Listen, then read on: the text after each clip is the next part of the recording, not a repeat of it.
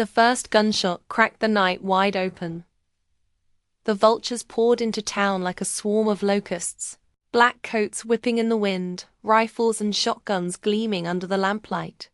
10 of them at least, maybe more, hard to count when shadows danced across their faces. Their leader, Hank Crow, dismounted with slow, deliberate menace. A brute of a man with a jagged scar down his cheek and eyes that looked like dead coals. His reputation alone could freeze blood.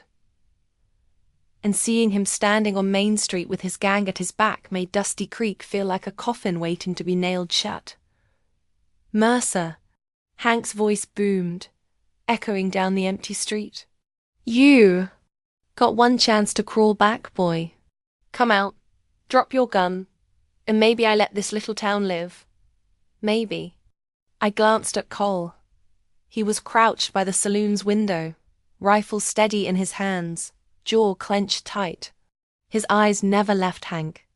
"Not this time," Cole muttered, loud enough for me to hear.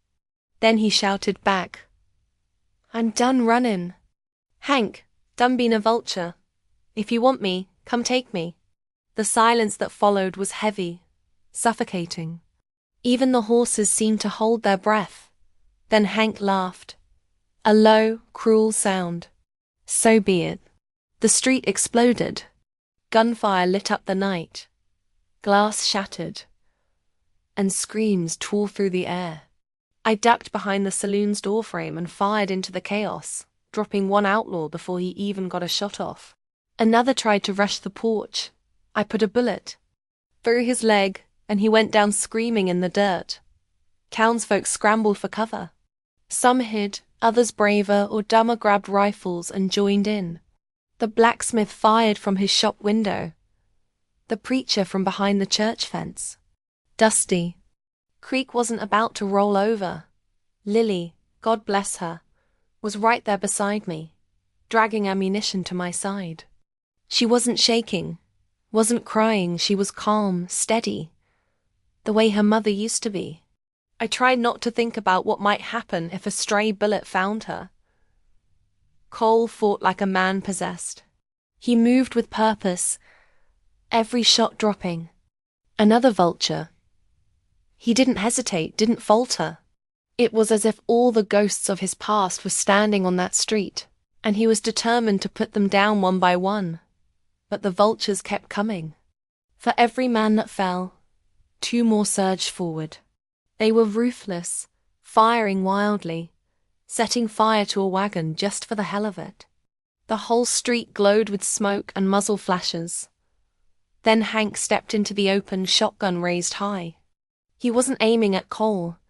He was aiming at Lily. The shotgun roared like thunder, and I thought that was it, that my daughter was gone. But Cole moved faster than thought itself. He threw his body in front of Lily, just as the blast tore through the air. The buckshot slammed into him, ripping his coat and sending him staggering back. He went to his knees, but somehow kept hold of his rifle. Through the smoke, Hank Crow sneered, lowering his shotgun for the kill.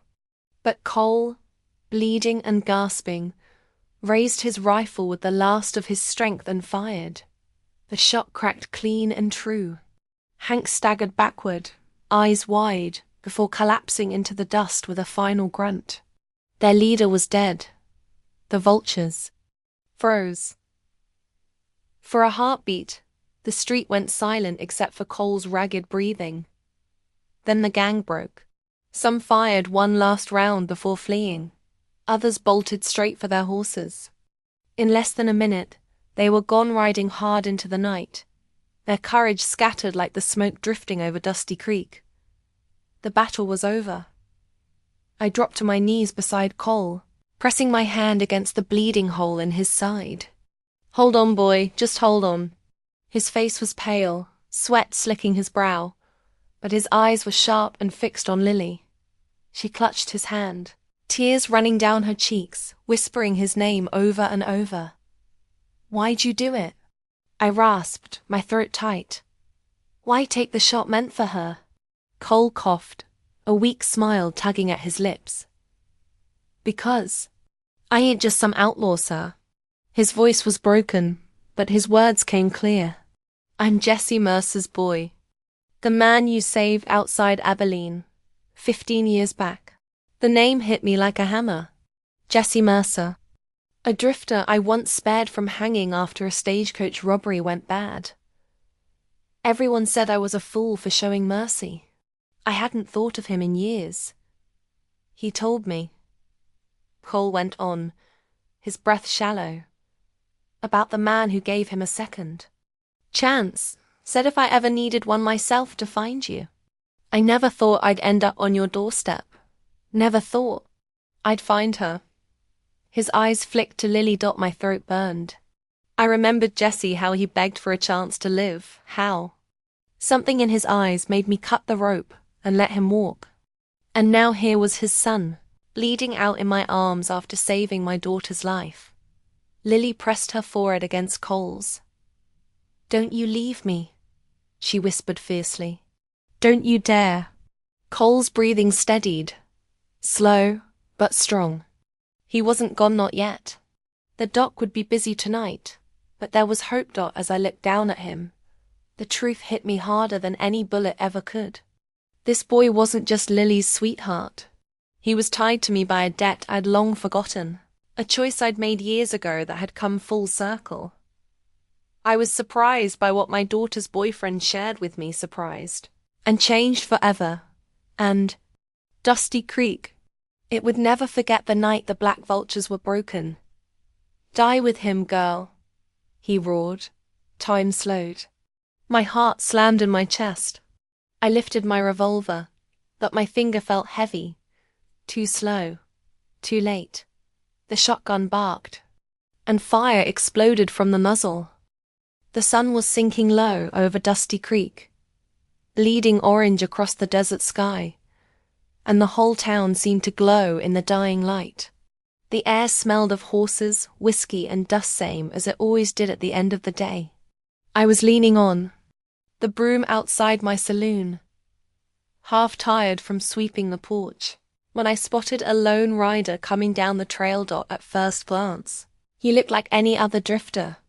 Tall, wiry frame, hat pulled low to shade his face, coat and boots caked in.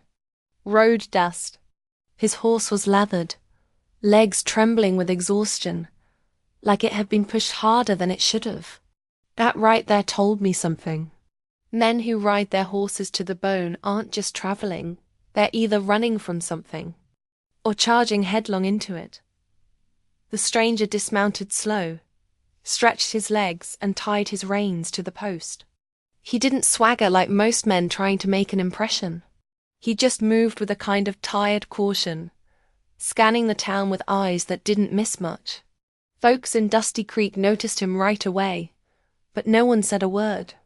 Out here, silence is its own kind of welcome. That's when Lily came out of the saloon. My daughter had a way of noticing things before anyone else did, and I'll be damned if her eyes didn't light up the moment she saw him.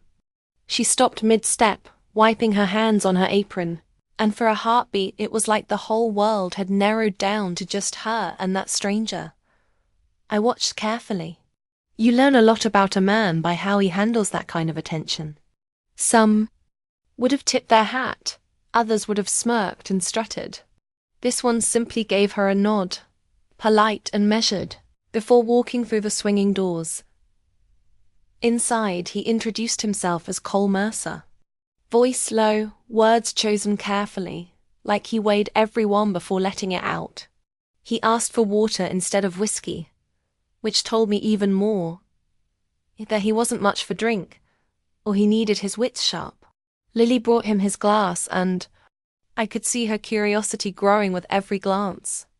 I stayed behind the bar, polishing a glass that didn't need polishing, listening while they spoke in hushed tones. Lily asked where he was from. He dodged the question. She asked where he was headed. He gave her half an answer, saying only, west.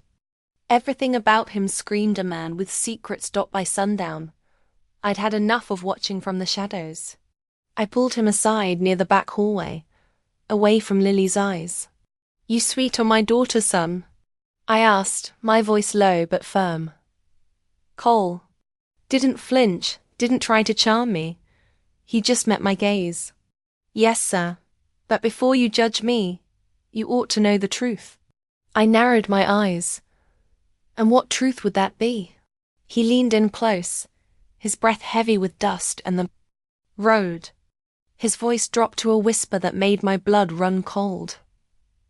I used to ride with the black vultures, and they're coming here. The name hit me like a bullet to the chest. The black vultures. Every man in Dusty Creek knew the stories. They weren't just a gang, they were a plague. 100 miles of burned-out farms, gutted stagecoaches, and ghost towns testified to their work. They left nothing standing but smoke and bones. And now this boy, this polite, soft-spoken drifter sitting in my saloon, was telling me he'd once worn their black duster and ridden under their banner. I shoved him hard against the wall, my forearm pressing into his chest. Why tell me this now? I snarled. His jaw tightened, but he didn't fight back. Because I left them, he said, breathless but steady. And that means they'll come for me. When they do, they'll cut through this town just to make sure I'm dead. I studied him close, searching for cracks in his story. His eyes weren't shifty, weren't wild. They burned steady, carrying a weight men his age usually didn't live long enough to carry. Before I could speak, Lily's voice cut in. She'd been listening. Pa, she said, her face pale but her eyes bright with defiance. He's telling the truth. I turned on her, half furious, half afraid. You keep out of this, Lily. But Cole pushed on, words tumbling out like he'd been holding them back for too long. They'll come at night, when the lamps are lit and folks are sitting easy. First place they'll strike is the saloon. It's where the money is, and it's where they'll expect me to be. I clenched my teeth. Every word sounded too neat, too rehearsed. Part of me wondered if this wasn't some elaborate trap that he was setting us up for the slaughter. I shoved him back again, harder this time. And what makes you think I trust you? For all I know, you're leading them right to us. Finally, Cole's mask cracked. Anger flickered in his eyes, but so did desperation. Because I didn't come here to hide, mister. I came here to stand. I'll fight M. With you. Without you don't matter. But I ain't running anymore. The words hung in the air like smoke. Lily reached for my arm. Pa, you saw how he rode in. He's half dead from the trail. If he was still one of them, would he come warning us? I didn't answer. I couldn't. The truth was, I didn't. No. Outside, the wind had picked up. The shutters rattled and the air carried something heavier than dust. A low, distant sound drifted through the stillness, like thunder rolling across the desert. But it wasn't thunder. It was the pounding of hooves. The vultures weren't days away. They were already here.